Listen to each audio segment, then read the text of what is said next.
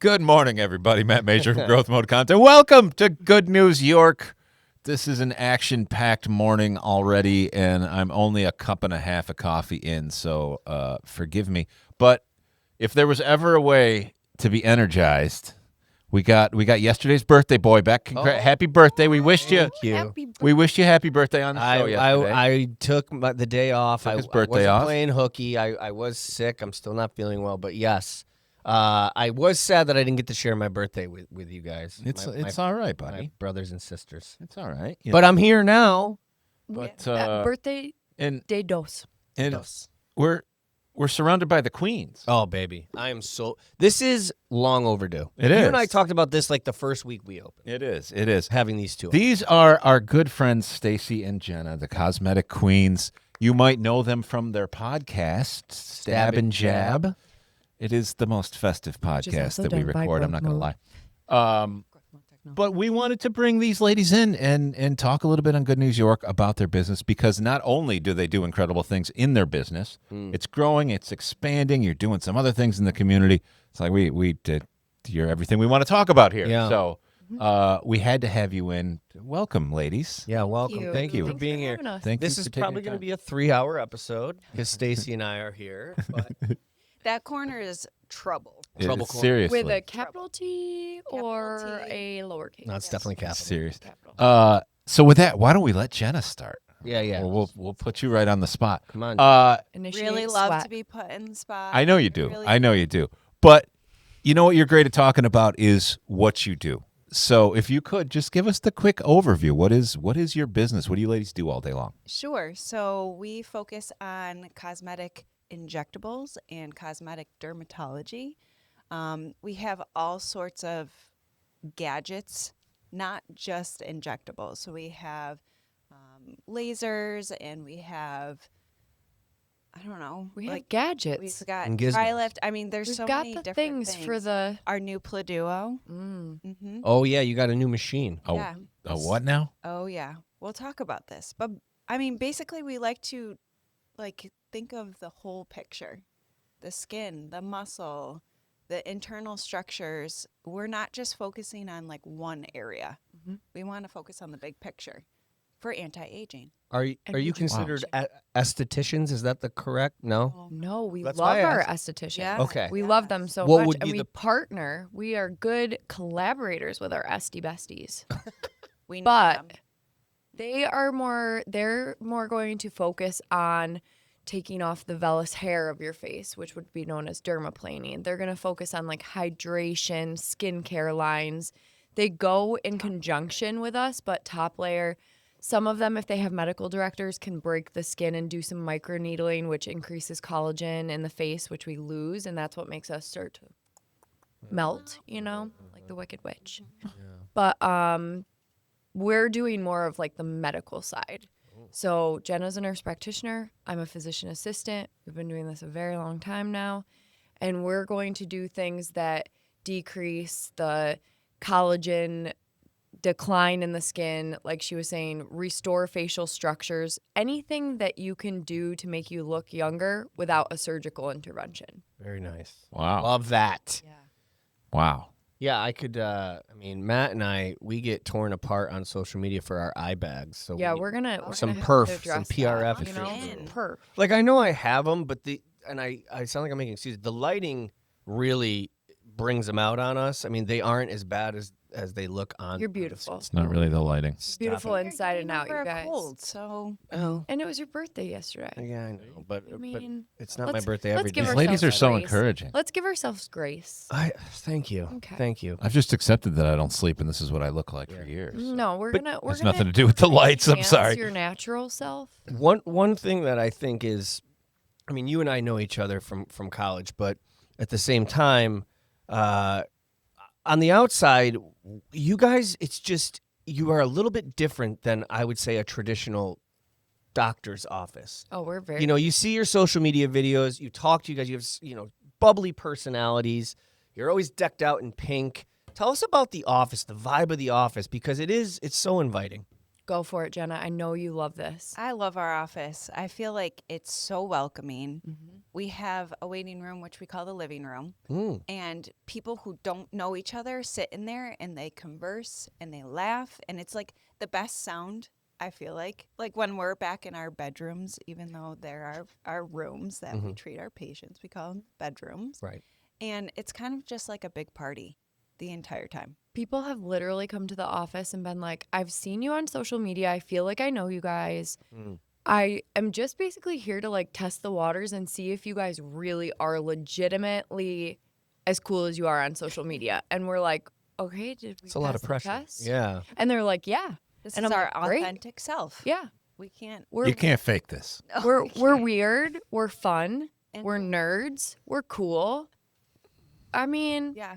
and we treat everyone like family. And I think that's what sets us apart. We've been told a million different times, don't have a business model like that. It gets too messy. It gets too weird. Stop giving away like treatments and money and things to people. We actually have something called the Sparkle Box. So if someone comes in, they're having a bad day, they're down on their luck, they tell us a story. I feel like our chair is a therapy chair.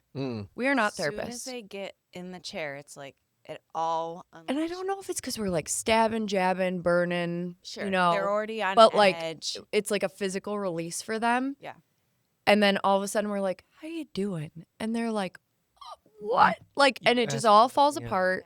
And then we're able to like make a connection with them. And I feel like that connection sets us apart from everyone else. I think it's because what you guys do is a very personal and intimate procedure. So they have to feel comfortable with you. And I think because of your personalities and your social media presence, I think that's just inviting for them, and they feel comfortable in in unloading on you. You get that with bartenders and hairdressers too. Yeah. Yeah. But I think it's next level for you guys because of how approachable you are. It's amazing. Well, and we truly do care. So like, Right. then we like remember the things, we know the things, we try to help where we can. We have a new foundation that we're starting. If you'd A like what to hear now? about that. Girl? Called the CQ Care. So it started out as this Sparkle Box where we would just kind of ask the reps when we'd place a big order, can we get a little bit of free samples so that when people come in, and we had a few patients, right? Like congenital birth defects. One girl had told us, I'm not leaving my house. It's actually affecting my relationships. And I said, to one of the docs, like, I want to treat this girl like, no charge. I'm going to donate my time. I got the product. And they were like, no, those are the people that would pay even more money. And I'm like, that is not how we roll. Yeah. So we started this thing on our own where we kind of have this Sparkle Box, and we would ask each other once in a while, like, would it be okay if I Sparkle Box this patient? And now we don't even ask anymore because we just know both of us are just so in sync with, yes, if we can do something to give back to these do it. people, we're doing it. So we don't even ask each other anymore. But you can dip into the Sparkle Box for, someone who's going through a divorce, someone who lost a child, somebody who, is just down on their luck and lost their job, like whatever. So we were like, wouldn't this be so cool if we could like make it on a bigger scale? Yeah.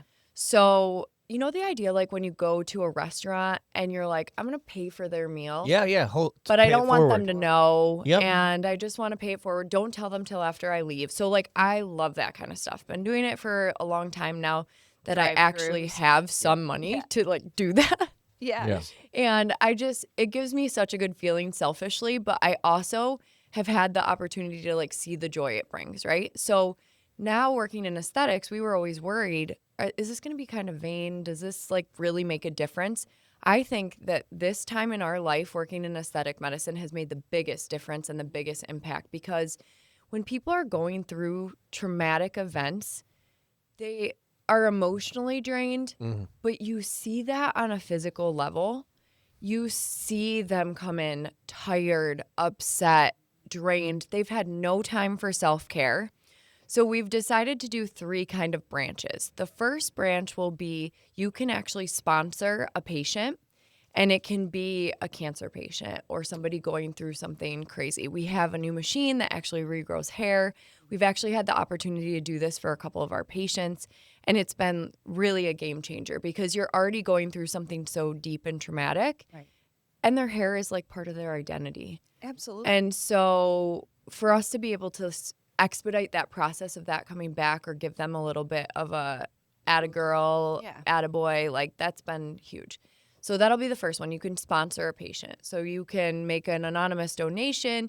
We're going to have programs where you can like round up, just like, Taco Bell's always like, you want to round up? I'm like, no, you make enough money. I'm going to spend my money with someone else. You donate the money. But you could round up, your bill. And Jenna, what's this called? CQ Cares. Oh, that's great. Yeah. It's a great name. CQC, baby. CQC. And then the second branch is going to kind of be anything that's of no fault to their own, right? So car accidents, domestic violence. Skin cancer scars. Correct. Scars. President. Scars.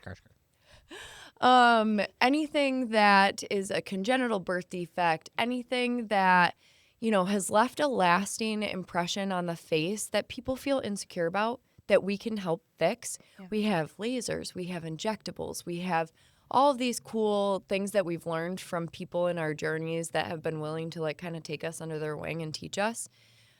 We're going to be able to just take that product and treat them and then at the end say, this is on us. We've had patients who have had radiation to the neck that were unable to swallow. Oh. And then we've been able to use certain modalities at the office. And then they're like, I ate a mushroom. And we're like, go you. I think we cried for like 30 straight minutes after hearing that. We're like, we're doing it. Yeah. And then the third part is like those patients who just like, just are having a rough time and haven't had the self-care. Yeah. And so we'll be able to have some of the reps kind of give back a little bit for the larger orders that we're placing. We'll have people be able to donate. And then, sometimes we could just grab a thing. And then the next thing we were actually thinking of doing is going to local community businesses.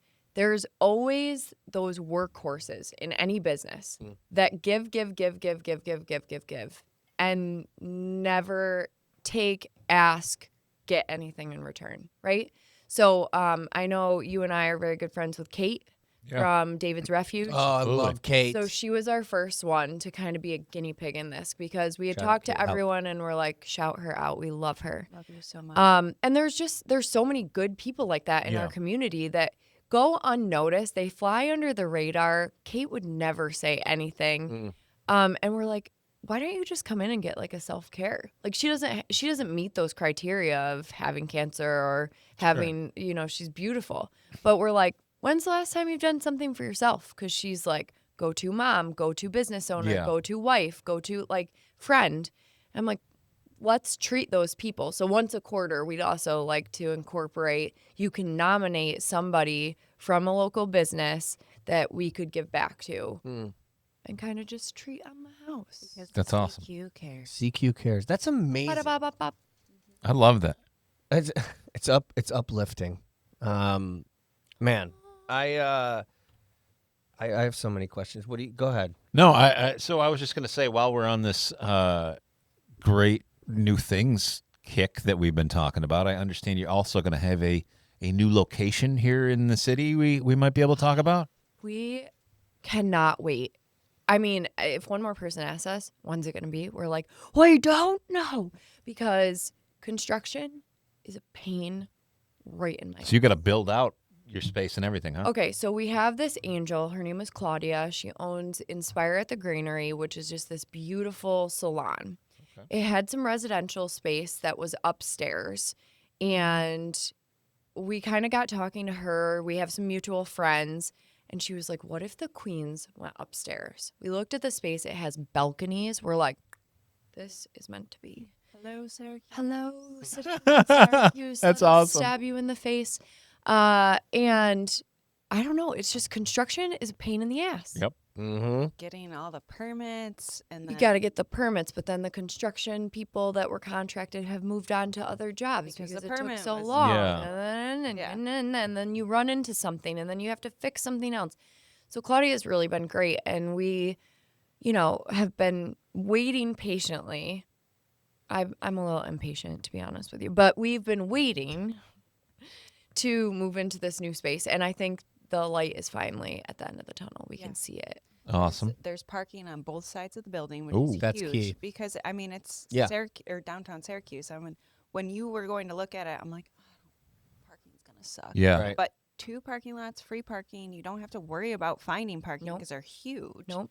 And then we'll just be on The girls downstairs are fantastic. They Whereabouts is do- it downtown? It's right on North Warren Street. So if you're familiar with Clinton Square, we're about a block over. Okay.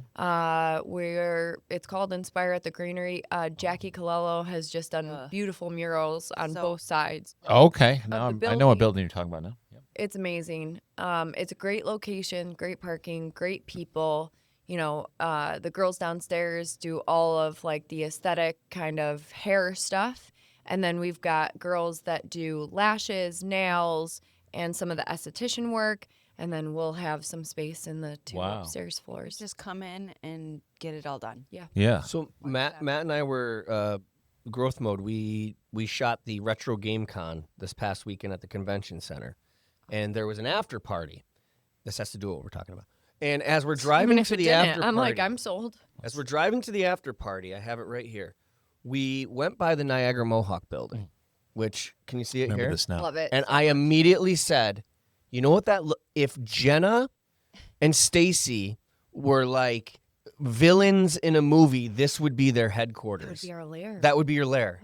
Like, look at that. Doesn't it look like lit up pink. Dun, dun, dun. Stab and Jab I mean, or Cosmetic I don't even Queens know if we have to be HQ? villains. I think we could be princesses. Or you just be yourself. Yeah. Yeah. I mean, Castle. but doesn't it look like, hey, welcome to Cosmetic Queens HQ? 100%. Like, it's amazing. I don't know. I mean, the He's whole not lying. We were thing driving is- down the street, and he's literally like, "Oh my God, that looks like that." It Yeah. depends if I'm like, that there's should be an- their building. There's an underground garage to keep our cars in, so we can like slide Oh, yeah. down a pole, Oh, or yeah. something like that. Yeah, yeah, and yeah. slip into our pink scrubs. Yeah. Absolutely. Easy. This is my dream. Do you guys obviously do a lot of work on faces? Is this also, is it like full body service? Like, what are some of the things that you do? Yeah, so we Can can. you fix my knee? No. I mean, My back. technically, probably I could do some injections. There you go. So we kind of have a like crazy background. Jenna was neuro ICU. I was urgent care, emergency medicine, surgery. So we probably could fix your knee. Do you want us fixing your knee? No. Probably not. We stay in our lane. We try to do what we're really good at and what we're passionate about, which is what I think drives us to be good at it. We do all sorts of body stuff. So Jenna, one of her big passions is dermatology. So why don't you tell them what you do with the body? So we just do skin exams, and I'm a little bit meticulous with that. I take a little dermatoscope, which is like a little microphone with illumination. A and that microphone? microscope? Present. I thought the Dermatoscope. microphone was weird. I was like, okay, I don't know what audio Did I she's. say microphone? You did. That's okay. I take a microphone. It's very early. Don't worry about it. It's Staring at real microphone. good. This mole looks great, guys. What's up, Armir? What's up, Armir? How we doing? So I just typical. check everything head to toe. And then if she finds something that's suspicious, she takes a nice picture of it, puts it in the patient's chart. We decide whether we're going to just monitor it or whether she's going to take a little punch biopsy, get those results back, and then we either excise it right in a house or we refer to some of our friends in the community who can actually do some Mohs surgery or, more complicated excisions and flaps and things like that. Wow. We have some lasers and a machine called the TriLift. We've got our new machine called the Pladuo. Those can all treat body areas. So, for instance, I've lost a lot of weight recently and over the last 2 years. And so these machines can tighten skin anywhere. So yesterday, Jenna's like, we're Pladuoing your butt. I'm like, can't wait. This should be fun. So Pladuo that ass. Pladuo. Pladuo. That ass. Junk in that trunk. Pladuo. Sounds like a Disney movie. So Disney's Pladuo. Oh, There I goes like that that. corner again. I Yeah, know. we come on The hip kids are getting rowdy. quickly. I can't wait. So it's plasma nitrogen plasma. Wow. Real weird shit that we're doing now. We are the first ones on the West Coast to have this machine. You mean East Coast? East Coast. It's on the West Coast. We're the first ones on. President, microphone. West Coast. Where East are we Coast. today? Microphone. Okay, we got to early. talk about. We got It's very early. In the morning. the Indian henna night that we went to last night fried our brains. I know. It was so You guys amazing. went to a wild party. These people are the nicest people in the It whole was world. So fun. They just kept trying to get us to eat and drink and be merry. Dave That's the Matthews judge of loved good people is how much they are concerned about other folks having enough to eat. it. Absolutely. I mean, Truly. just delights. I mean, beautiful, just stunning. This culture is like none other that I've ever been to for a party, but it fried our brains. So, back to the nitrogen plant. yes. Yeah. So, as you are aware, we have solid, we have gas, we have liquid, and then we have plasma. This is like such a cool thing. So, we take the nitrogen and argon gas, and then we actually have a machine that develops it into plasma, and we pop that into your face or your body, and it works on a cellular level in an anabolic state to actually, anaerobic state, to actually create new collagen and work on fine lines, Wow. wrinkles, tightening without a lot of downtime, without like any pain. No pain. And this is such a cool thing that we have now because the East Coast doesn't Totally have it. Different from anything that we have. Correct. It's new technology. Yeah, it doesn't. Well, so the technology has been around a really long time, but to get it to be stable, Right. And the dualness of correct. everything. Is it like an injection sort of thing, or is it something that's just like applied to the surface? It actually looks like we are lighting your face up with lightning. Okay, You see this spark, I see. and then what it does is it actually penetrates through the epidermis of the skin without breaking the skin. So reduced ability. No needles involved. Correct. Wow. So reduced healing because you don't have to worry about infection and things like that. Oh yeah. Oh wow. And you can Wow. hear that pop, pop, pop. You It- can use this on eyelids. You can use it on Almost looks like you're body. tasing It it. helps with stretch It's marks. like a laser surgery type. Yeah. Yo. That's incredible. Only without like breaking the outer layer and having, opportunity for infection and healing downtime and It actually helps with bacteria. yeah. So like rosacea patients or acne patients, Mhm. like wild differences. There's nothing like it. Yeah. And we try to stay on the cutting edge. As you can tell, I do talk a lot. No. So I try to Can't believe it. pick everybody's brain. I try to learn as much as possible. We're always traveling to conferences and meeting new people and networking. But I'm also like a skeptic. You have to prove to Good. me that there's clinical based, evidence love based that. medicine. Thank Back you. it up. Please do not just tell me something and just say, well, that's just because someone told me. or it's just there's been such an It works attack- great. there's Trust been me. such an attack on science and facts in this country over the last 10 years, and it's just nice to hear that someone valuing that's important, especially when it comes to medicine And we're doing this on people's people's health. faces and Right. bodies, and first do no harm. Like we would not do anything to our patients that we haven't already done on my mom and dad as guinea pigs or on ourselves. So if we go visit your parents, they're like this because of all the things that went wrong. That Poor Tom just had his first Pladuo treatment the other day. how do you do? We called him Trilif Tom at the beginning. We're gonna have to name him like Pladuo Papa for this or Ooh. something. How And you doing? he, You know. oh, he did great. Yeah. He sometimes screws with us. Like he'll pretend like he's stroking out, or he'll Oh, God. pretend he's blind, or he'll like shout out in It's in actually so fun when he does that. and our butt puckers up, and we're like, did we just kill my dad? Yeah. But he did so well. Know but where she gets it from now. Yeah. Exactly. Yeah. he could not shave for a couple days, and I've never seen my dad with facial hair here. He has a mustache, but I've never seen a beard. And he came in, and I was like, Who are you? this. But he did great. And he's like, my parents love telling people to guess their age, because people guess in the 50s or like early 60s, and they're like, we're over 70. Yeah. Like, love that. That's awesome. Can this thing, is that Pladuo. good for like a big scale? So say people lose a massive amount of weight and they've got just like extra skin like crazy? No, so we draw the line. We're like, listen, we're not going to take your money just to see like these minimal results. Like if you've had gastric bypass, you've had a significant weight loss, you've been utilizing GLP-1s, and you've got a significant amount of skin, we're going to refer you for a surgical correction. Get that lopped off. Yeah, just get it lopped off, and then we'll work on the scars and stuff. Tighten it up. Now, if you have some like people's necks or hands, or just like they've had like a baby and they have like just a little bit of crepiness and just a little bit of skin that needs to contract, then that's totally something we can address. Awesome. Let me ask this. What are like 3 or 5 things that everybody can do at home before they would come to see the Cosmetic Queens, just on a daily basis, that everybody should be doing just to preserve their skin or wrinkles and, just daily stuff? What do you got? Jenna's number one. Sunscreen.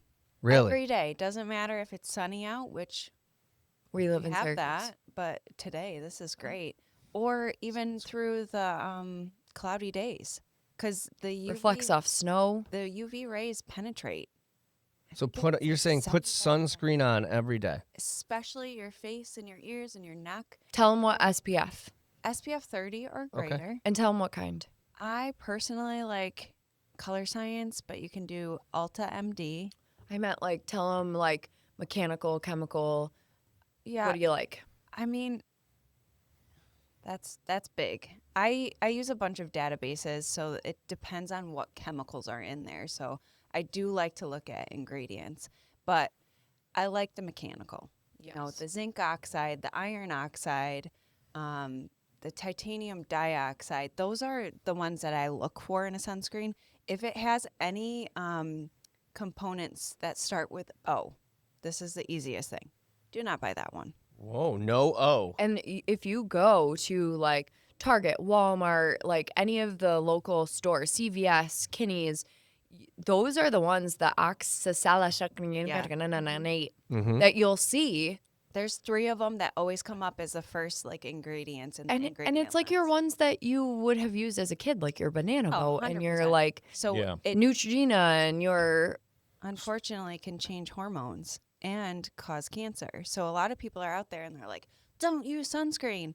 No, use the proper sunscreen. Use the right one. Be smart about what you're looking to put on your body. I mean, your skin's your biggest organ. Right. That's true. This last That's scientific. So you're saying use sunscreen every day, mechanical, and no ingredients that have the letter O in it. I have one more thing for the sunscreen. Oh, please. You think it's just as easy as simple as putting it on one and done? Sure. No. Every 2 hours that you are outside, it needs to be reapplied. And it needs to be, if you're using the spray ones. Yeah, I hate the lotion ones. Well, me too. But you have to spray and then you have to rub it in. And it's You one can't inch, just spray. 1 inch away from your skin. Rub it in, and then I recommend a second round of it.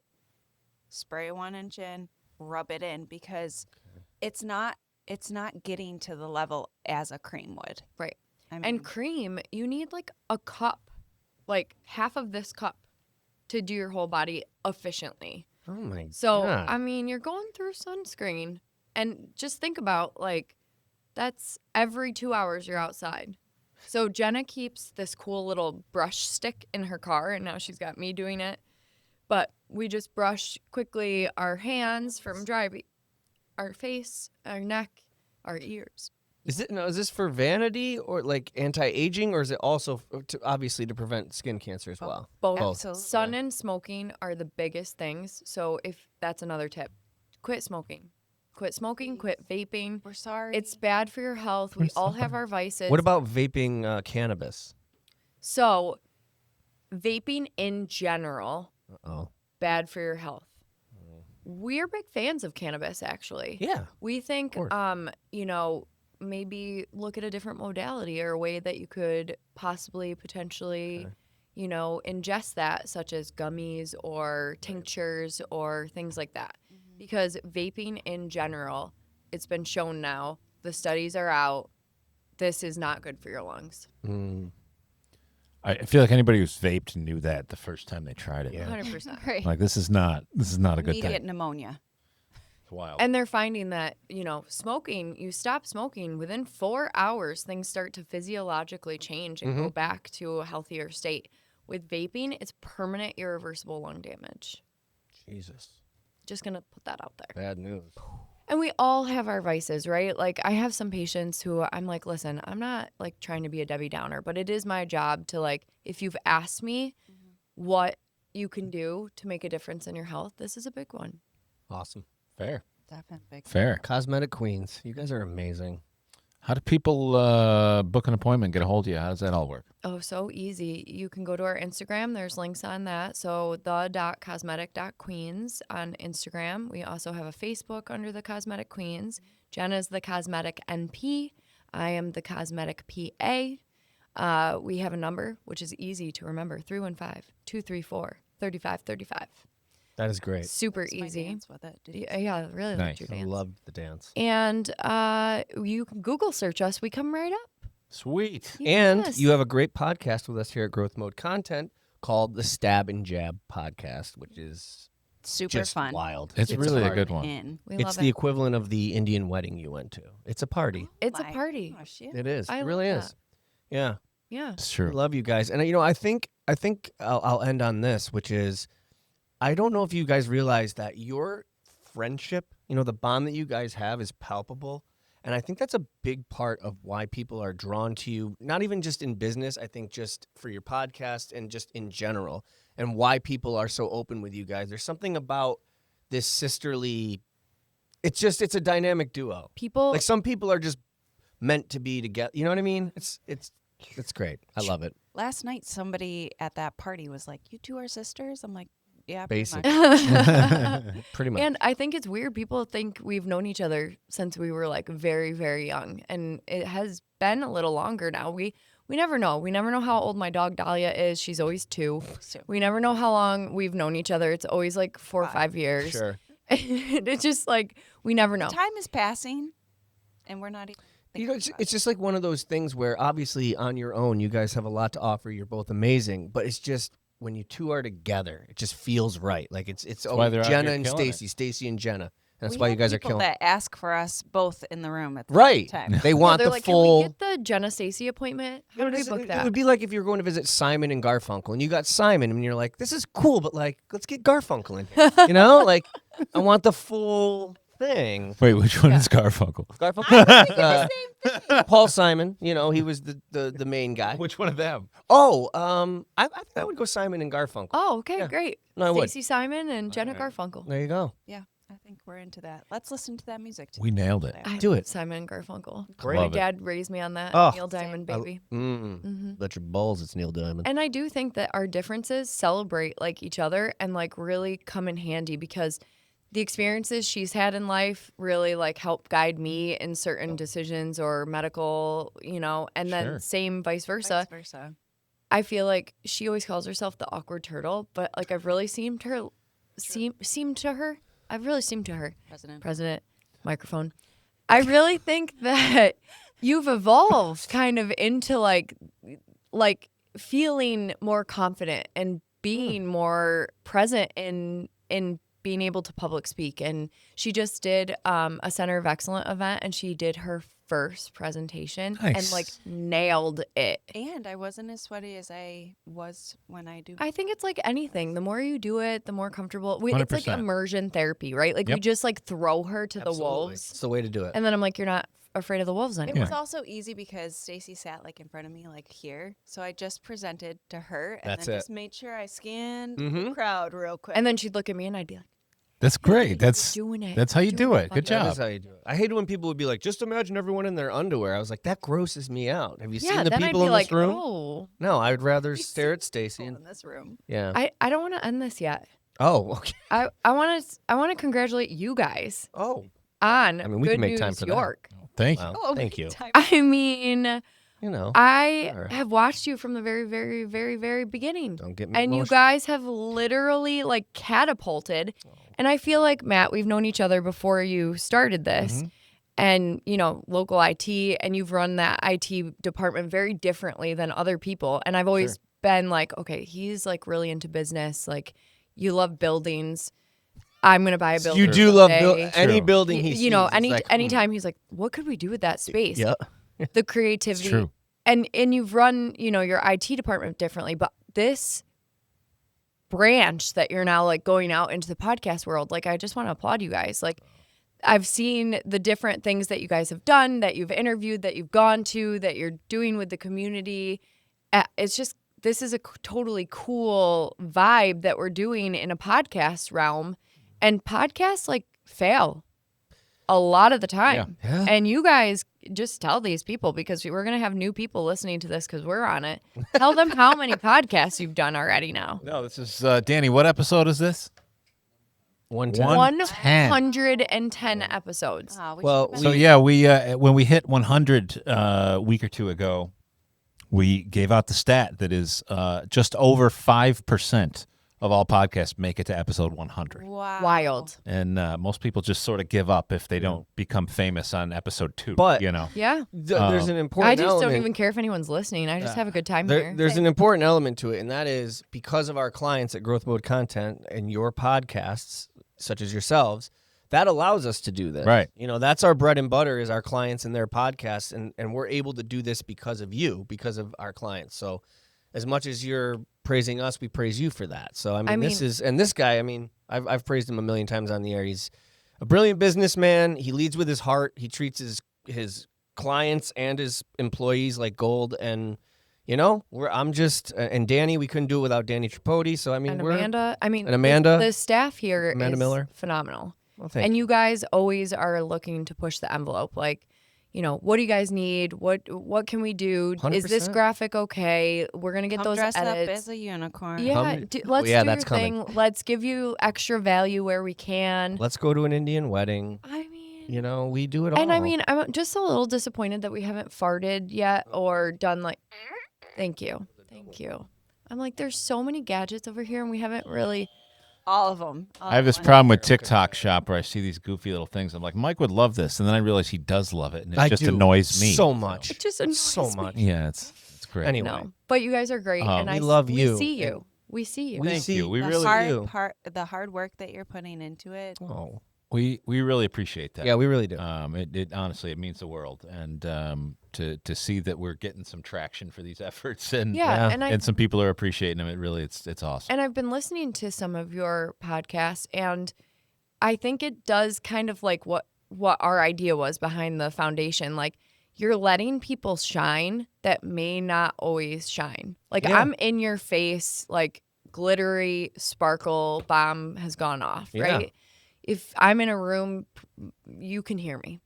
But there are other people who are doing great work in our community and have such good news to share with Good Well, News York. that's why and we like do it. you're giving them a platform and an ability to like, Share it. yeah, and get their voice out and become heard. And I just think that that's special. Well, you're special. Really Jenna- appreciate it. Special ed. Jenna and Stacey, the Cosmetic Queens, go there. You will be more than happy. Check out their podcast, Stab and Jab, right here, where we Stabby do Stacey podcasts. and Jabby Jenna. Yeah, and remember, Good News York is brought to you by Ads on the Go. Get adsonthego.com. Shout out to our man Zach. We love you. Yeah, Zach. I don't Nice know you, remember. but The reminder note is blocked. I You know. Still All I see is remembered. sput ads. Get at. But I figured it out. It's sponsored by. We've been doing this long enough with our man Zach that Yeah, you actually remember the plug. We love you, Zach. That's good. way to go, Zach. He's the man. I don't know you, Zach, but cheers He's to you, listening. Zach. Surprised honestly, you when- don't know Zach. When your Oh. spot opens, All we got to hook you up with him because it's the mobile billboard. He can do Yeah, it. he He drives can ar- actually park the thing in He front drives of your around in a place. truck that's a Cool. billboard It's- on all Cool. sides. Yeah. It's amazing. It's awesome. We So. love it. Okay, Zach. Okay, Zach, we'll Love be in contact. All right. And folks, that is all for this segment. I think that we might. Do we have a Oh. second segment today? Yes. We all right. do. So this is not goodbye. This is hold on. This is- we'll stick be around. right back. Later. Yeah. All right. Right here. Thanks, guys. Thank you. And we're back. Hey. What's going on, guys? Good News York. This is an action-packed. I love when we have Double bill. back-to-back episodes. This Yeah. one's going to go crazy because not only do we have the incredible Cosmetic Queens here telling us everything we need to do to not look like such schlubs. Right. We've got an OG here. Yeah. We've got my old buddy Jeff. Now, we've talked about in the past how many years ago I opened a podcast studio downtown in what was the Tech Garden. Yep.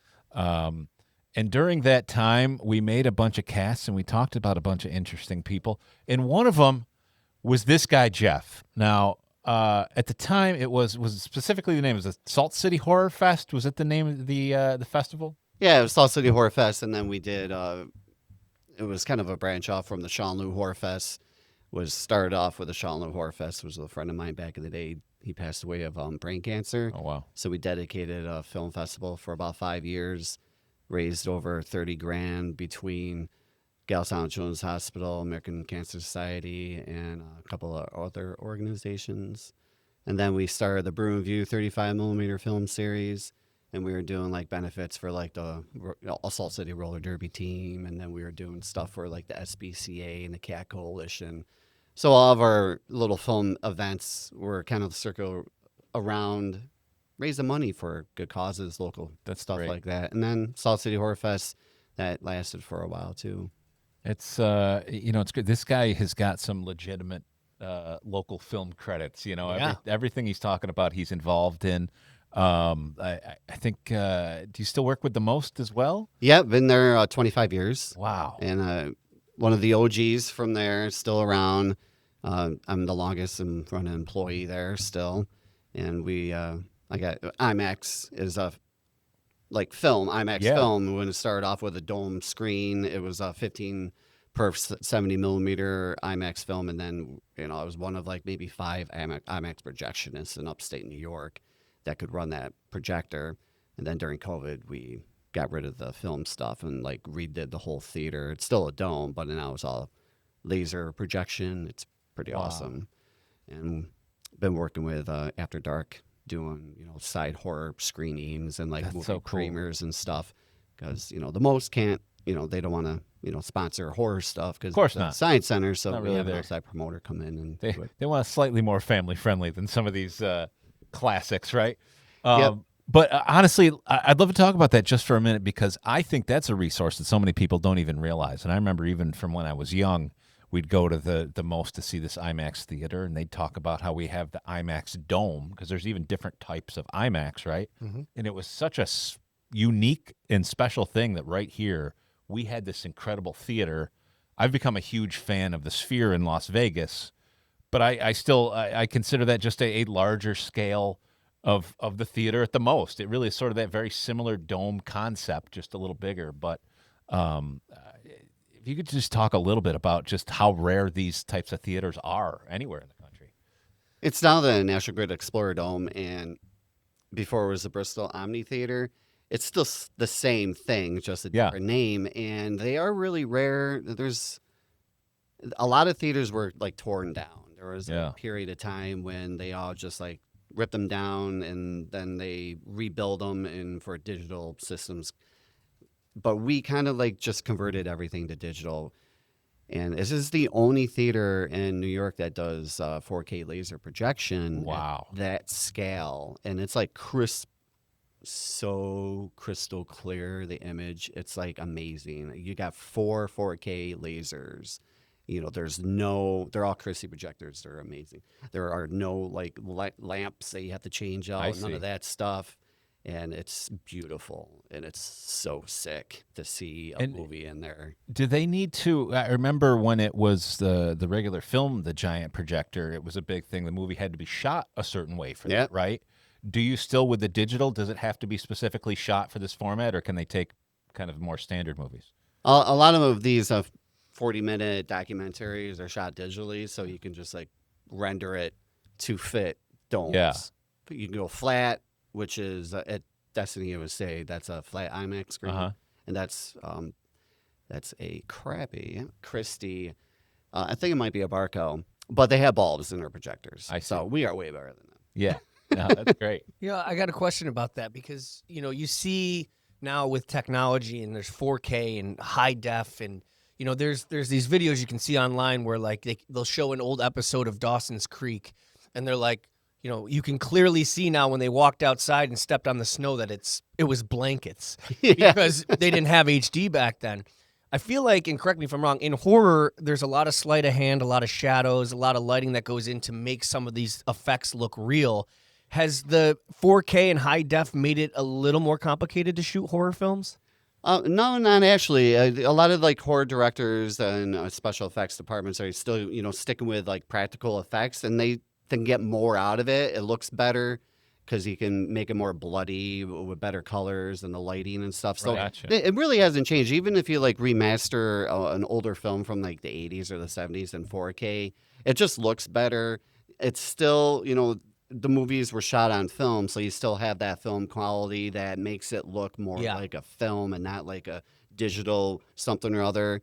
There was a whole heyday during the 80s when he did all these like shot on video horror films that were like on VHS cameras and VHS tapes, and they still looked like garbage, but they were meant to look that way. Right. Yeah, that was And so it's like that. It's horror is like something that everyone like appreciates and respects, no matter how it looks, because you're always a fan of that genre. Sure. And you can watch like the crappiest horror film and still be entertained because it looks like garbage, or something that's like, Alien, which just looks amazing, and the Alien Earth show that was just on Fox, looked great, and it was fun. But my forte is like still trying to do original film. So that's what The Palace is. Yep. When Michael Haggerty and Paul Valenti were there, they just let me kind of like run wild and do whatever I wanted. That's why we're doing these Maroon Views and all these horror festivals. It was like, they weren't, it was rather inexpensive to do a movie there. And, I basically didn't make a dime. Still don't make a dime doing these. It's more for the love of trying to Self-fulfillment. Yeah. And considering probably over 1,000 films I've screened in that venue on 35 or at other places too. So I've done a lot of 35 millimeter movies, and I have not run the projector once. It's always I'm the guy who puts it all together, who's just like putting fires out and all that kind of stuff. And we'll hire a projectionist. He'll take care of the movies.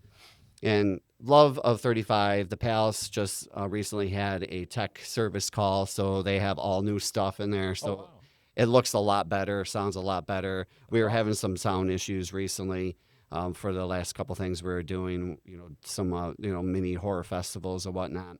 But we got all those bugs like tweaked out, and it had some professionals from Buffalo come out and like fix everything. So it sounds a lot better now.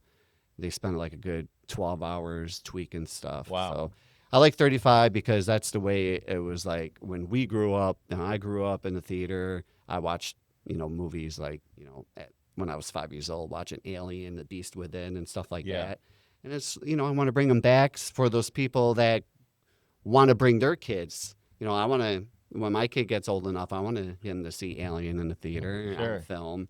And a lot of my friends I grew up in high school are now dads I see them with their kids watching original film prints because that's what he grew up, and he wants his kids to have that experience too. Kind of how it was intended to be shown, Exactly. That's awesome.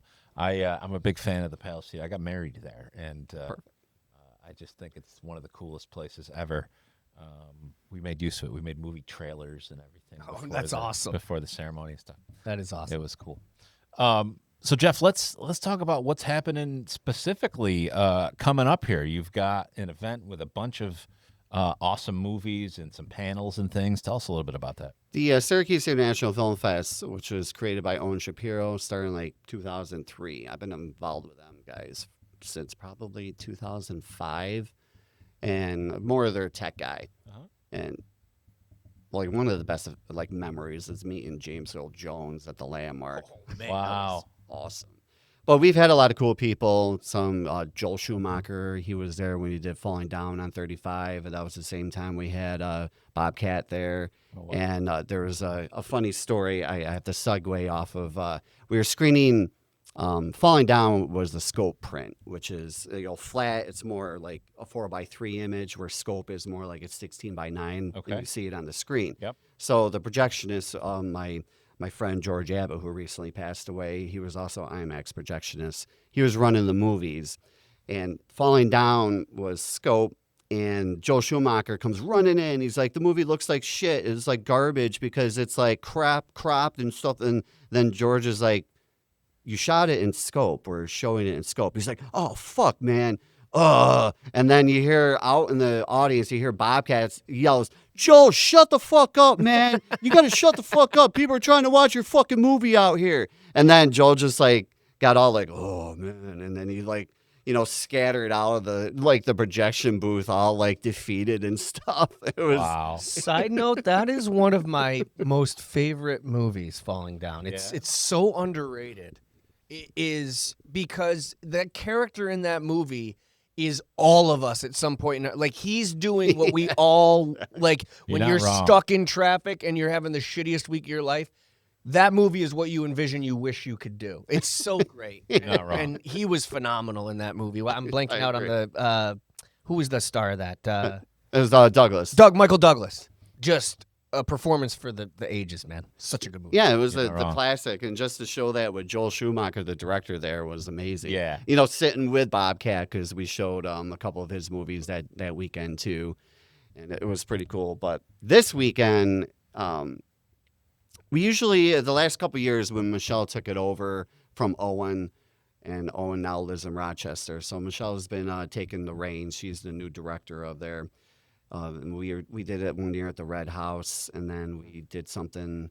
We tried to do some stuff at the Most, but it didn't work out. But this year, she's out of Casanova this Friday, Saturday, tomorrow, Saturday and Sunday, and I think it's Stephen Baldwin's getting the Sophia Award on Sunday afternoon. But he's in town for the whole weekend, so he'll be coming to the Palace more than likely on Saturday just to pop in and say hi and stuff. And I think he's friends with Guinevere Turner, who is the screenwriter, who will be there on Saturday doing a Q&A for American Psycho, which we're doing on 35. And this is like a pristine print. I got screenshots from the projectionist who over at the Palace now is Adam Ast. He's a local musician, really awesome dude.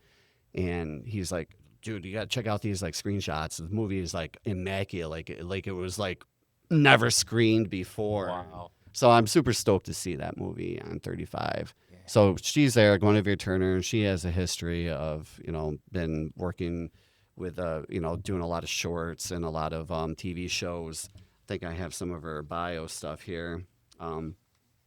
Really sweet lady. And I'm just looking forward to meeting her because I found a Newsweek with David Duchovny on the cover of it. Nice. And in the top corner was like a little like thing about American Psycho. So I'm like, oh, crap, I got to bring that with me. So, and I read the article, and she talks in the article and stuff like that. So I'm going to have her sign it. That's awesome. I'm still a fanboy, just hey. stuff I own. But yeah, it's cool. We're doing 2 horror films before that on digital. This movie called El Jaco, which is a 22-minute short from Puerto Rico. It's a urban legend about this this zombie fisherman guy who allegedly is still there, his ghost, and he'll haunt people and this one section of the island. And so the director, Adrian, I met over the summer working the state fair, and I said, hey, you know what, let's screen your movie. And he was like, all right. So we got his movie submitted in, and it's playing. And it's really good. It's won some awards, and we're looking forward to having that play officially for its like U.S. premiere. Yeah. So that'll be first, and then this movie Jacked, which is another film that was shot actually locally in Ithaca. It's kind of like a throwback to the 80s slasher genre. Cool. Couple, people get stuck, in a car, and then they're getting stalked by this like serial killer, and they call him the Creep. And we have the DP there, the director, and a couple of the cast members there going to be doing a Q&A. That's awesome. That's awesome. Where can how do folks get tickets to this? Is it all at the door? Do they get them in advance? How's it work? You get them at the door, and it's like blocked. It's like the 2 horror films in the beginning, Jacked and Jacko, El Jacko. It's like a $15 ticket, so Gotcha. you can see a double feature. And then American Psycho is like $15, and then the last film, which is Just Kids, which was shot on the West Coast. It's very controversial about transitioning and how families can cope with that, and how like certain states are trying to like ban the process of doing it. I see. The medical Yep. stuff, and it's a really informative. If you are on the fence about transitioning and what it really is, I would say watch Just Kids. You can educate yourself on it, and you can educate that it's not just, a blue-red topic. It's about people and what they have to go through and with their families and how do they make adjustments to make themselves feel like they belong in society. And it's a very heartwarming movie, and I almost cried watching the preview of it. And so it's really good. So that's last. We don't have anyone coming out for that movie, unfortunately. It's just we weren't able to get that worked out because the people, the directors and the producers are in other projects and stuff. But each segment is like there's 3 blocks, they're $15 each, or for $25 you can just like see and spend the whole day there. So it's a really good deal. And you can get them at the door or the Syracuse International Film Fest website. Awesome. You can Google Syracuse International Film Fest and it'll take you right there, and you can get them online. I love this. This sounds so incredible. Yeah. Great movie lineup, and anytime you can go. I mean, honestly, $25 for the whole day. I don't think you can go watch one movie at the mall for $25. So. No. IMAX is like $18.50. Yeah. I gotta ask because I have friends that are into the horror genre. Yeah. And when you're involved, I don't know in your experience, in my experience, people who are in the horror genre, I mean, they are all in, very passionate. And I am a gigantic wuss. And I saw The Exorcist when I was very young by accident. My babysitter had it on or something, and it ruined me. I was terrified. So I'm a giant wuss. I'm too afraid to watch horror films. I like suspense. But my question is, and I know it's subjective, but in the horror genre, what is it that drives you and that make the films and the people that watch them to these horror films? Is it the gore? Is it the story? Is it what is it the jump scare aspect? What makes it so addicting? And so there's for me, when I was growing up, it was like my mom loved horror films. And so it's kind of like where you're raised. If you're raised into that situation, you kind of like your mom's like, love of and the passion of like the sci-fi horror stuff. She really liked the alien type of movies. And so it kind of rubs off on you. And then when you watch them, you get an appreciation of like, I kind of like watching, I'm not really scared, but I am. And as long as I know that it's fake, then I'll be fine. Sure. I'm not going to have nightmares watching like a chest burster come out and blood squirting on everybody. Right. And for me, and I would say for everybody else who are horror fans, they each have their own thing that drew them into it. Could be any one of those. It could be the gore aspect, because you got like, gore porn, horror, like Terrifier, those other Ellie Roth movies. And that's like over the top. Sure. People like really love that over the top extreme violence. Yeah. Where I'm not really necessarily into that, but I'll watch the movie just because it's practical effects and I want to see, what things are, what people are doing these days. Yeah. And the movies are entertaining, but it's nothing that I consider like my favorite. I'm more old school zombie stuff, Dawn of the Dead, Night of the Living Dead stuff because it's spooky. And then you kind of think that maybe, could this really happen? Right. And then you look on the streets and you see people all drugged out and they look like zombies. Right. Like, well, could that be that back then in 1968 during Night of the Living Dead? Could these just people be all like methed out and just like walking around like zombies and stuff? And then you start like really like going into that rabbit hole and then you're like looking around and then you're like, you know what? There's space. We're going to space now, and then that's alien. Yeah. What are we going to find when we're out there? And it makes you really think. You open your mind, and then you really think about these things. Maybe I'm meant to love horror because I've always said my favorite movie plots or TV plots are obviously it's fiction, but who's to say it can't happen or it's not real? like The Walking Dead. I love that stuff. 28 Days Later is another one. Like that kind of stuff where it's like, yeah, okay, it's fiction, but maybe this could happen. So maybe I'm meant to watch horror. Yeah, you look at 28 Days Later, it's a rage virus. There's viruses. You never know. Oh yeah, we could be Pandemic. Unlucky, or there could be an asteroid that crashes, and then there's a bacteria that kills the population, and we have to deal with stuff. This might be a hacky question. It's my last question. So because I'm not a horror fanatic, if you were to give me one or two, what is the Shawshank Redemption of horror movies? Where for you, you're like, this is the closest to perfect horror movie you could get. Like just a masterpiece. To me, Dawn of the Dead, George Romero, 1978. Awesome. And then Alien, 1979, Daniel Van. I actually did see Alien, and it is phenomenal. What makes those better than all the other options? Because it ties everything in. Social commentary with Dawn of the Dead. You know, it's like there's politics on the side, but then it doesn't really go too deep because George Romero is like, you know, he always throws stuff in there politically. So if you're interested in like seeing like the late 70s on like the scheme of like how things are on a political scale, it's very subtle. And plus it like deals with like how you get a group of people and now they have to spend all the time together and how they deal with like their little group of like 4 or 5 individuals and how, you know, and it's not all peaches and cream. It's like a lot of conflict amongst them. And so who are the real heroes? Is it like them or is it the zombies? Because you don't see the zombies fighting amongst themselves like you see the humans. Interesting. I got you. Which is actually very fitting for today. Yeah. I mean, it still holds up. Yeah, and it's one of those movies where the effects were like top notch back then. It was really awesome. Tom Savini did a great job with like practical effects. And so that's a movie that you would want to watch just to say, hey, you know what? This is like a good, true horror film. And it's a classic. You know, it's Exorcist up there, but it's completely demonic possession. That could happen. Exactly. You got Silence of the Lambs based on a serial killer. It could happen. Texas Chainsaw Massacre, Ed Gein. You know, it's everything is a could happen thing. You know, a Terrifier. You got a killer clown. There could be really a killer clown out there. You're selling me. That's my whole mantra. Like I said, I love that kind of stuff. I got to ask you, what do you feel is the most overrated horror movie of all time? Good one. I was thinking about that. I would say some of the Friday the 13th. No, they're not really overrated.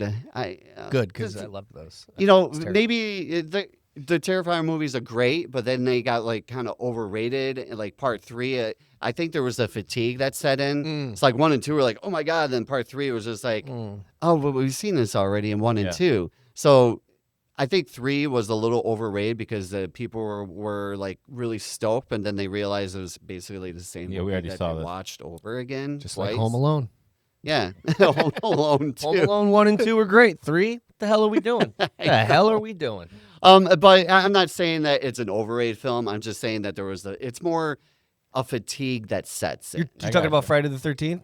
Well, not necessarily. Oh, Terrifier. Terrifier. Sorry. Okay. And I wouldn't say like there is like a really overrated film of horror. I think it's more of a fatigue thing. Yeah. You know, like the genre goes through phases. 80s, it was all slasher films. And then they got to a point where you were just fatigued from watching slasher films. Yeah. You just want to watch something different. Right. And I think that's more or less what it is. It's not like an overration. Great answer. Now, with that in mind, I feel like horror movies are the ones that have the longest series, right? You know, Friday the 13th, part 406. Nightmare on Elm and Street. and all of these. How do they survive without getting that fatigue, that burnout? And I think it's a character. So the first Friday the 13th was a woman, a mom, who was all mad that, you know, a bunch of people ended up, you know, not keeping an eye on her son, and he drowned. And then the part 2 was like the son. So you had Jason Voorhees, you know, growing up, killing off like, you know, campers and whatever. And I think like at that point you kind of start falling in love with like that bad guy. And that's where you get like your like, oh, this is cool. And so you're kind of curious to see where it goes. So Jason Voorhees, you create an icon for the horror community, and that icon actually stays because now when I grew up watching Jason, now my kid, you know, they're going to want a new Jason Voorhees. They want you just keep going. Same thing with Freddy Krueger. Robert Englund, you know, created the perfect character. And so you want to see him because he's funny, he's entertaining, and he's goofy. And so you want to see all those movies because each story is somewhat different and whatever. And it's more you're watching the character, not necessarily the movie. You bring up a good point because it's like, how do you make a psychotic slasher a protagonist in a film? You come up with a great backstory of why he's doing it and revenge, and suddenly it becomes like, you don't love the guy for killing people, but you're like, I get why he's doing it, you know? Yeah. And that's a great answer. Yeah, that's a good call on that. Yeah, Jason Voorhees, he's killing camp counselors because the camp counselors were like too busy doing stuff with each other, like knocking and kissing, blah, blah, blah. And then they let the poor kid drown in the water. So then Jason hates camp counselors. So that's who gets murdered. There's other people, but he focuses on the camp counselors because they think they're bad and they're evil. And then you look at all the movies that were kind of like rip-offs of like Friday the 13th, like The Burning was basically a rip-off of like the Friday the 13th movie, but they're all good. And I think the 80s was probably the best decade for horror films. Yeah, it was definitely the heyday. For sure. With that in mind, you're a guy who's obviously incredibly plugged in, both locally in the film scene as well as just everything that's happening. What's up and coming that people might not know about? Whether it's something that is being produced maybe in New York or just in the horror scene in general, if you're a fan, what can folks look forward to at films that are being made or being announced, things of that nature? So in 2019, a movie was released by IFC Films, Independent Film Channel. And it was called The Wretched, and it was made in Michigan, and it was the Pierce brothers who directed the film. Their father was the effects guy for Evil Dead, the original from 81. So they're in town now shooting The Wretched Part 2. Ooh. So I did a couple days on set working with the generator operator, setting stuff up. And I met the directors, the Pierce brothers. They were really cool. So they're in town. I don't think it's like common knowledge because they're online talking about it. But they're making a sequel to The Wretched, and I would say The Wretched is a pretty creepy film. It did really good at the box office in 2019. So watch that, and then maybe we'll bring the sequel to Syracuse and do a premiere. Hey. So there's that, and then there's always going to be like these film festivals like pop up. I work with a guy down in New Jersey. He'll bring up film prints. We'll do like the SIF Horror Fest or just Horror Fest or something.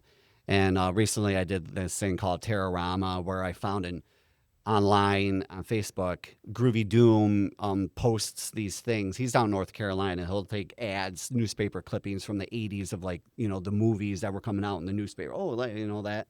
And so he posted one from this thing called Terrorama, which was House by the Cemetery, Gates of Hell, Superstition, and The Evil Dead. It was like a four films playing at the Hollywood Theater. It's like Hollywood Theater. I'm like, oh, those movies. And I'm like, oh, that was in, Mattydale back in 1985. I'm like, you know what? I'm going to do that. I had the ad converted to, with, today's information, but I took the same ad, same artwork, did the same lineup. That's awesome. We did that at the Palace not too long ago, and it was great. So I'll find something and then I'll like, I want to do that because I always wanted to do kind of like a Spookorama type of thing. Yeah. And Terrorama was something that fell in my lap. I saw Evil Dead the musical many years ago in a theater in Vegas. That was a good time, man. Did you really? Yeah. It's like kind of mixed down. There's like the Evil Dead Broadway show that's going on or something like that. And I guess it's not really selling well. I don't know why. But I did see the musical, and when it was, I think it was in Rochester. Gotcha. When it came out, the Evil Dead. It was all right. I just remembered there was another reason why I don't watch horror films is I just remembered I watched Freddy versus Jason. And there was one of the only times I vomited during a movie. I was at my friend's house and he eats somebody's heart, like literally eats their heart, and I remember running to the bathroom and vomiting, and it's just all coming back to me.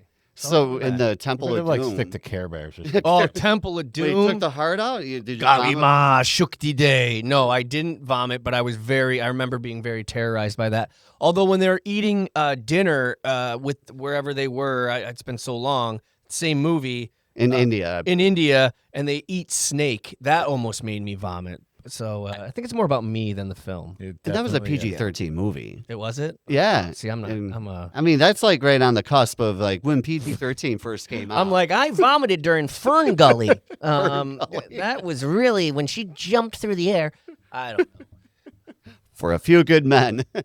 You don't want me on set. For a few good men. You can't handle the truth. I could pick on Mike all day long here, It's but very easy. Jeff, before we go, let's one more time give folks the all the just the key details, date, time, website for tickets. Yes. So this Saturday at the Palace Theater, starting at 5:00, we're doing a horror short from Puerto Rico called El Jaco, followed by a feature horror film shot in Ithaca called Jacked. We're going to have the director, DP, and the two main leads there for that. We have after that is a 35mm print of American Psycho with the screenwriter Guinevere Turner, and she's going to be there doing a Q&A, which is going to be moderated by a local film author or a local novelist called Tommy Clark. He's a internationally known, grew up in Syracuse, still lives here, and he makes all these horror novels that do pretty good. So he'll be there moderating the Q&As. Then after that, we have a really controversial film with called Just Kids that deals with transitioning from men to girls or girls to guys, or however you want to do it.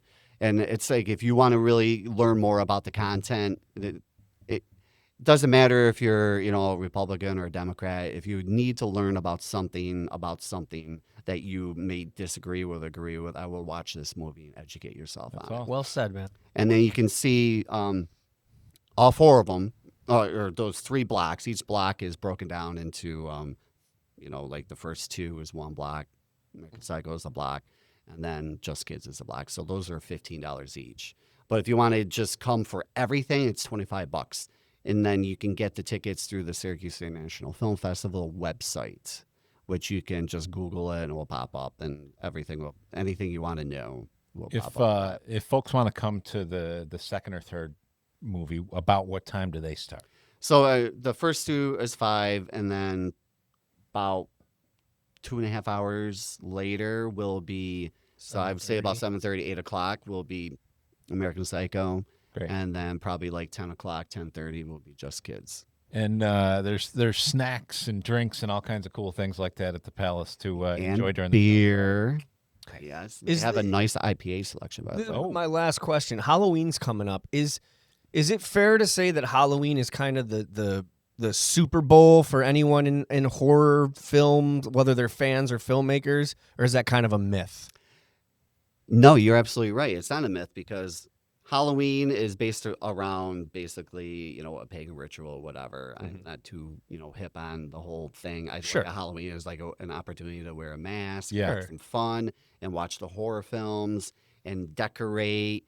And now I have kids, and it's really fun taking them out trick-or-treating. Yeah. Well, for me, growing up, and Halloween was with Michael Myers. Yeah. And what better way to spend Halloween? And we're going to show the original Halloween on 35mm at the Palace. Oh. On the 24th, the Saturday, the 24th, or the 20th, Yeah. whatever that day is. But it's just one night only, original film print of Michael Myers, the original Halloween. It's the 25th is a Saturday. Yeah. 24th is a Friday. So. Yeah, so the Rocky Horror Picture Show is a great movie to watch during the holiday season if you just want to get like shit-faced drunk, have a blast with dancing on stage and have a good time. And, debauchery, everything you can think of happens at a Rocky Horror Picture Show. Like the things you see in the corners of the Palace are really awesome. You know how I said I got married at the Palace? Yes, I do. We got married the day after Rocky. Don't they throw stuff they like had to- cinnamon they had sugar to- toast or yeah. something? They had the event the night before, and they had to clean the entire place from head to toe. Crazy for us to come in to have a whole wedding there. It was wild. Yeah, because you got like bread, you got rice, you got hot dogs. You got, everything you can think of is just like... It's not like a regular show where they got to sweep, Yeah. You got to mop and like vomit because people get really shit-faced drunk there, and it's fun. And so that's that Friday and then Saturday. You really need to see Halloween on the big screen on film. That sounds awesome. It's a kind of it's original print, so it's a little beat up. That makes it cooler. Oh yeah, because the funny thing with film is like as it ages, certain like film quality fades. Sure. So when you see something like 1969 of in Technicolor or color or whatever, it looks great, but now you see it's like pink. Yeah. But it adds charm. But then Kodak created a film quality, Eastman Kodak, which like stood the test of time, and then the color stays. So Rochester, New York, shout out Yeah. Kodak. Yeah. It is. and so anything, if you're a film collector, look for Eastman Kodak color film because that stays, and then you don't have to worry about 40 years from now watching a pink print. This is awesome, man. Jeff Meyer, you got to come back now. We're up and rolling again, so you got to be a regular visitor and tell us we about really enjoyed this, man. all the cool things happening all over town. Oh, I love talking. You know, I can have a whole conversation about comic books, collecting toys, movie posters. See, You know, we it's might just have to amazing. give this guy's own show. I was gonna say, I think we need a Jeff Meyer show. That's it. That's it. Oh, But man. appreciate this. You guys are awesome, Matt. It's been a long time, and I Yeah. totally appreciate you having me on the show. Same with you. And Anytime, I buddy. had a blast talking. Well, I could do this all And- day with you. I could ramble on about everything. You- No, They it's know. good. That's why we do it. You know, that's what the podcast is all about. That's right. Let people dig in deep beyond just a commercial or something. So These guys, Grindhouse, they're awesome. They are a repertory archival place where they released and got the licensing for Evil Dead. So I use them a lot for finding like gory movies. They own the rights to like Cannibal Holocaust, Make Them Die Slowly, and The Gates of Hell. And Bob Murawski is guy that owns it with Sage Stallone before he passed away. So Bob won an Academy Award for film editing for The Hurt Locker. So these guys are legit that run this company. So Grindhouse yeah, releasing. I'm just throwing a plug out there because Yeah, I no, run a it's lot great. of movies from them. Awesome. I love that, man. Jeff, thank you again. Mike, it's been a great day Love you. after your Love- birthday. Thanks, buddy. Love you. Thanks for coming back to work. Yeah, of course. And, Danny, as always, thanks for Danny, running the thank board, you my for friend. running the show. We will be for back. running the It's Thursday. Yeah, we will so not be back tomorrow. No, we will be back Monday. Sponsored by Ads on the Go. GetAdsOnTheGo.com. That's it. Peace out. Peace.